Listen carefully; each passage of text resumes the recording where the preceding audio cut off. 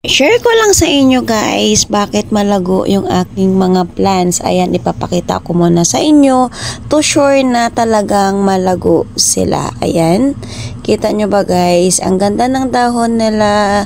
Ayan, tingnan mo na rin yung aking rubber plant. Nagkaroon na rin ng new leaves.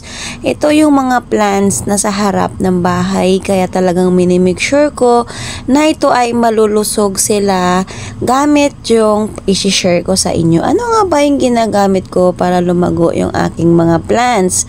Mabibili lang natin to kahit saan. Sa kusina lang natin to at tinatapon lang natin at hindi natin pinapansin. Pero alam nyo ba guys na itong mga bagay na to ay isa sa mga nagpapalago sa ating plants. Ayan guys, balat ng saging. Anyway guys, nagdilig na nga ako kagabi, nakailimutan kong videohan. Kaya ang ginawa ko, inulit ko na nga lang ngayon para ma-share ko naman sa inyo.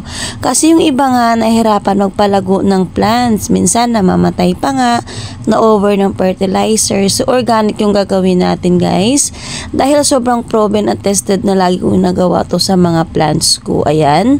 Kita nyo naman guys na ang bilis nila lumago. So yan lang yung gagawin nyo. Huwag nyo itapon yung balat ng saging. Gupit-gupitin lang. At talagyan natin ng tubig. After 1 week, pwede na natin silang ipangdilig. O, diba? Thank you for watching everyone. Bye!